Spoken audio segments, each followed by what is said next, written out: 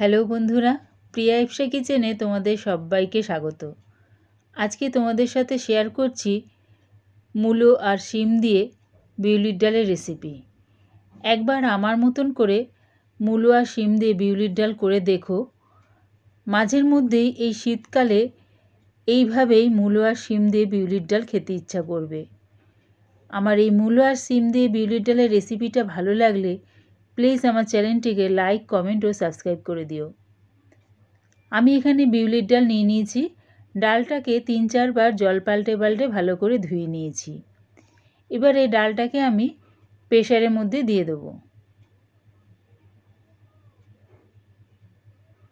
ডালটা প্রেসারের মধ্যে দিয়ে দিয়েছি।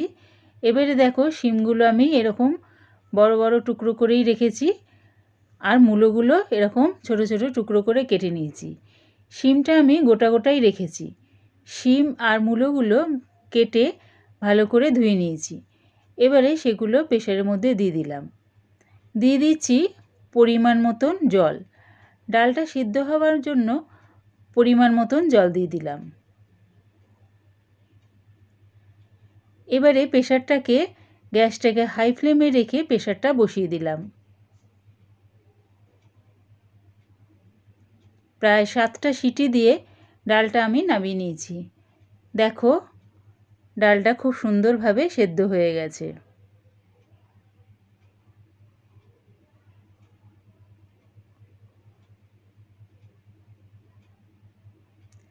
এবারে ডালের মধ্যে 1 কাপের মতন জল দিয়ে দিলাম। যে যেরকম ডাল খেতে পছন্দ করবে, যতটা ঘন যতটা পাতলা সেই অনুযায়ী জলটা দিয়ে দিও। দিলাম 1/2 চামচ হলুদ গুঁড়ো। হলুদ গুঁড়োটা দিয়ে ডালের সাথে ভালো করে মিশিয়ে নিলাম। এবারে কড়াই দিয়ে দিচ্ছি 2 চামচের মতন সর্ষের তেল। তেলটা গরম হয়ে গেলে ফোড়নের জন্য দিয়ে দেবো 2টো শুকনো লঙ্কা, একটু সাদা গোটা জিরে, মৌরি, আর দিচ্ছি 2টো তেজপাতা চিড়ে দিয়ে দিলাম। এবারে এটা একটু ভাজা ভাজা করে নেব। যখন দেখবে ফোড়নের থেকে সুন্দর একটা গন্ধ বেরোবে, তার মানে ফোড়নটা আমার ভাজা হয়ে গেছে। এবারে দিয়ে দিলাম সেদ্ধ করা বিউলির ডালটা।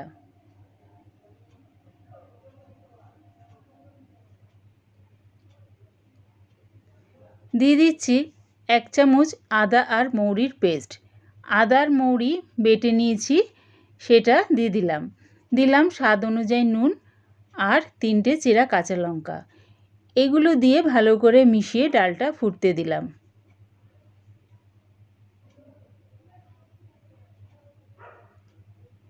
দেখো ডালটা ফুটে গেছে। এবারে এর মধ্যে দিয়ে দিলাম ধনেপাতা কুচি। ধনেপাতা কুচিটা দিয়ে 30 সেকেন্ডের মতন আবারও আমি ডালটা একটু ফুটিয়ে নিলাম। রেডি হয়ে গেছে মূলো আর শিম দিয়ে বিউলির ডাল। আমার এই মূলো আর শিম দিয়ে বিউলির ডালের রেসিপিটা পুরো দেখার জন্যে প্রিয়া ইপসা কিচেনের থেকে তোমাদের সবাইকে অনেক ভালোবাসা রইল। আমার মতন করে বাড়িতে বানিয়ে দেখো, কেমন হয়েছে কমেন্টের মাধ্যমে জানিও।